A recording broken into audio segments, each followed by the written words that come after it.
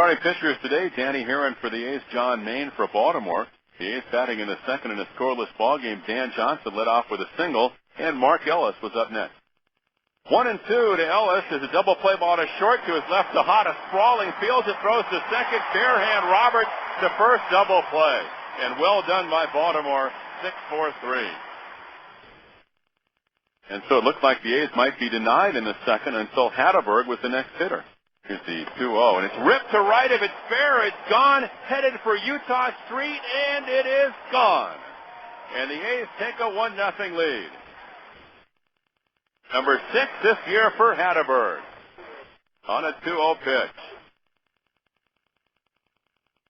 That ball was just drilled right down the right field line. So it was 1-0 A's going to the top of the third when Marco Scutaro was leading off. And the 6'4" right-hander delivers, and Scutaro hits it to left field. Burns is going back. He is still going back. He is at the track, and it's gone. Marco Scutaro goes deep. And the A's are on top 2-0. Still a tight ball game with Maine still pitching for the Orioles. In the top of the fifth inning, Scutaro led off by flying out. Mark Kotsay was up next, and the A's might have gotten a little bit of help here. Here's the delivery to Kotsay. Line drive to right. Newhand coming on, goes into a dive and makes the catch. Now he dropped it. He had it and dropped it. Initially, the call was made for the out by the first base umpire, Rapuano, and Perlazo is going to argue this, and then Newhand, I think when the glove hit the grass, the ball popped out, and then emphatically Rapuano, racing out into right field, said safe.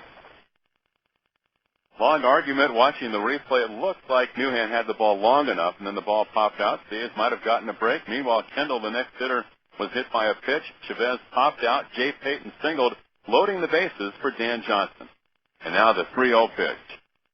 Outside a 4-pitch walk, and it's 3-0 A's. Not only that, all 4 pitches, they were duplicates. It looked like when Miller came out, he said, keep the ball away from this guy. That was the last pitch thrown by John Maine. Chris Ray came on and got the last out of the fifth inning. It was only 3-0 in favor of the A's as the ball game went to the bottom of the fifth when finally the Orioles got their first hit off Dan Herron, who had gone 4 2/3 innings, allowing just 1 base runner. Jay Gibbons doubled with 2 out in the fifth. Meanwhile, the A's left the bases loaded in the fifth, left them loaded in the sixth. And so the A's, with all their opportunities, it was only 3-0 when David Newhand came up against Herron with 1 out in the bottom of the sixth.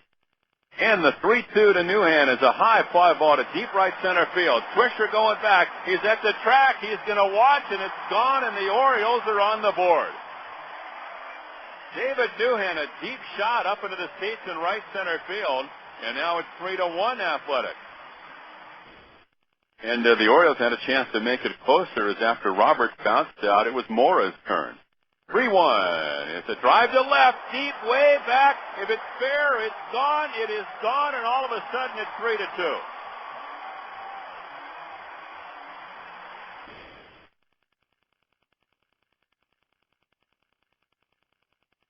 A towering drive down the left field line, deep into the lower deck, off the bat of Melvin Mora, about maybe 15 feet fair, and it's his 18th home run.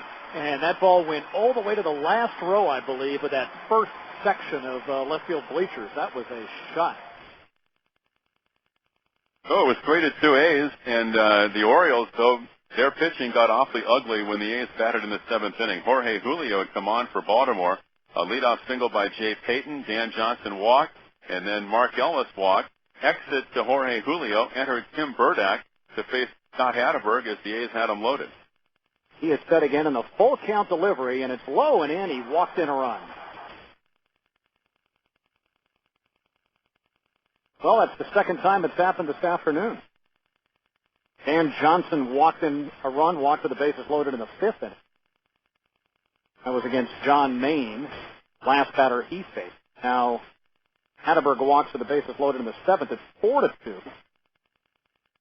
Then it got worse for the Orioles. A hit batsman, a walk, a pass ball. The A's were in the midst of scoring 6 runs in that seventh inning. And as it turned out, later on in the frame, Bobby Kelty was pinch hitting for Kotsay. And the 0-1 pitch is a bouncer to the left side, and Mora makes a diving stop, has nowhere to throw, and instead he throws it over Palmero to first base.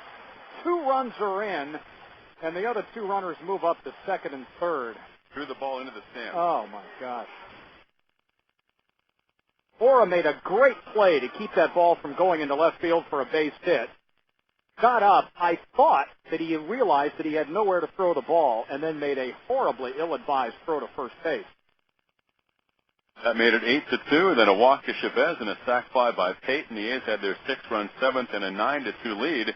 They would make it a 10-run offensive outburst when Mark Ellis was up for the A's in the 8th inning. Ellis hits a deep drive to left. Burns is back. He's going to watch, and Ellis has hit another one. Mark Ellis is Babe Ruth. And it's 10-2 Athletics. That's his 4th home run on the road trip. And his 7th for the year. Orioles would make it 10-3, make the final score 10-3 when Melvin Mora led off in the 9th with a home run off of A's reliever Ron Flores. That was followed by base hits by Tejada and Frade. But after Fasano struck out and Gibbons flied out, Eric Burns was up, and he was the last Baltimore hitter today. Pause the check, and a 3-2 on the way as the runners go, and it's swung on a 5-ball to left. Kelsey coming on, still racing toward the line. He's there and makes a running catch. And the Oakland A's on the 28th of August are back in first place in the American League West. Burns flies out. The Orioles settle for 1 here in the bottom of the 9th as the A's lead the division over the Angels by half game as the A's win the ball game today by the final of 10-3.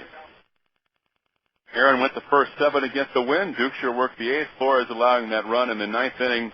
And then the A's wound up with a 10-3 win today as the A's go for the sweep for this 4-game series tomorrow. Scott Hatterberg, bothered by that bad rib cage and coming into this game just 2 for his last 27, had a perfect afternoon against the Orioles, including his 6th home run, which came with 2 out and nobody on in the top of the 2nd. He'll be guesting with Steve Vicker after this when the A's postgame continues.